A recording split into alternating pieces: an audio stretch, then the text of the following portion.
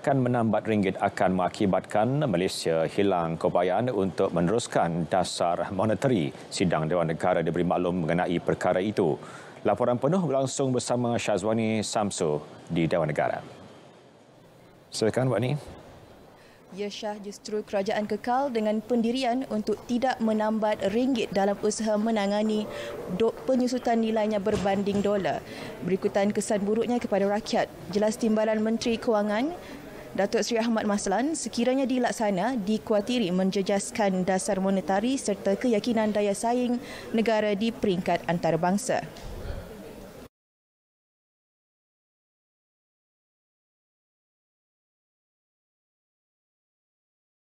Saya ingin maklumkan di sini bahawa kerajaan tidak bercadang untuk menambat nilai ringgit sebagaimana yang telah dilakukan sebelum ini. Pada tahun 1998, nilai ringgit ditambat 1 USD kepada RM3.80. Keburukan penambatan ini, Datuk Yang Ketua, kita akan kehilangan keupayaan untuk meneruskan dasar moneteri kita sendiri. Sebagai contoh, jika OPR kita sekarang ini 3.0, OPR Amerika 5.25.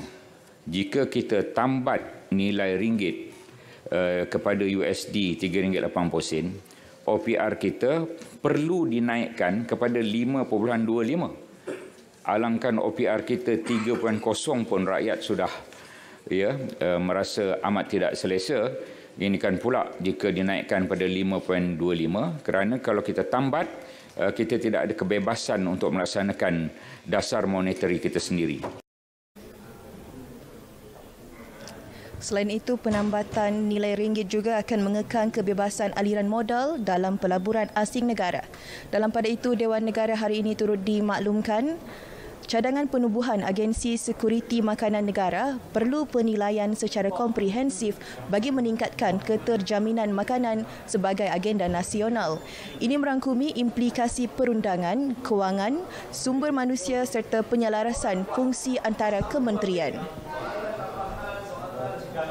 Kementerian ini komited untuk memastikan keterjaminan bekalan makanan khususnya dalam membentuk sistem pengeluaran makanan negara yang berdaya tahan dan membantu pihak pengeluar makanan melalui berbagai usaha yang meliputi peruntukan infrastruktur yang moden dan cekap.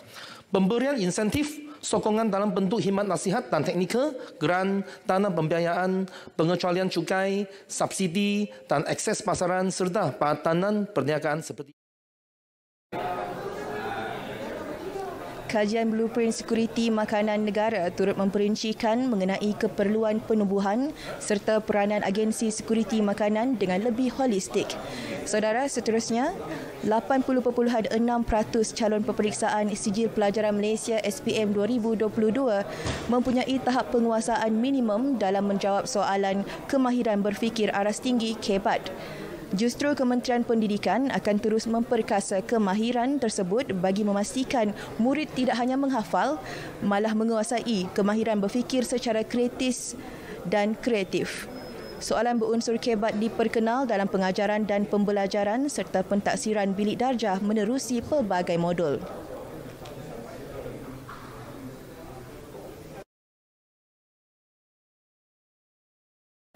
Bagi memastikan murid sekolah rendah menguasai literasi dan numerasi, KPM telah melaksanakan pelbagai inisiatif, antaranya ialah program pemulihan khas.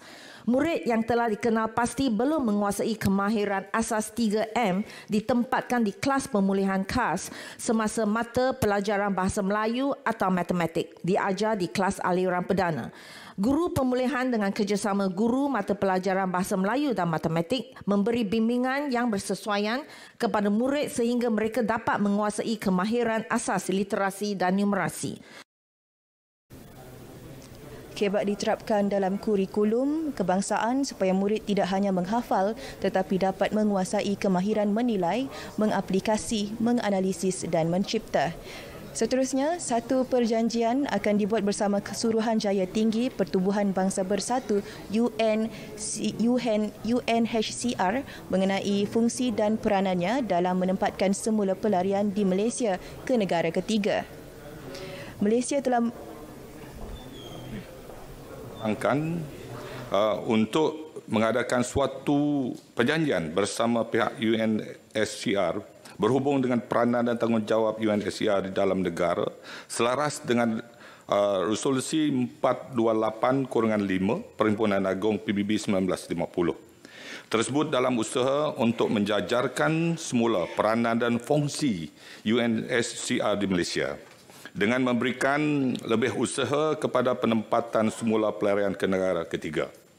Pada waktu ini, kerajaan menggunakan platform pasukan bertugas bersama Joint Task Force antara kerajaan dan pihak UNSCR dalam membincangkan isu-isu pelarian dalam Malaysia.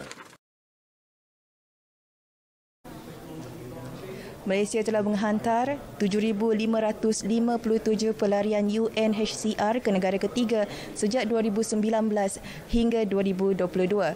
Dalam perkembangan lain, timbalan yang dipertua Dewan Negara Datuk Nur Jazlan Mohamad komited dalam membantu menjayakan agenda kerajaan madani. Ini termasuk pelaksanaan pengenalan semula Akta Pentadbiran Parlimen ke arah pengukuhan fungsi institusi legislatif negara. Fokus itu senada dengan usaha reformasi parlimen yang digariskan yang dipertua Dewan Negara Tan Sri Dr. Wan Junaidi Wan Jaafar.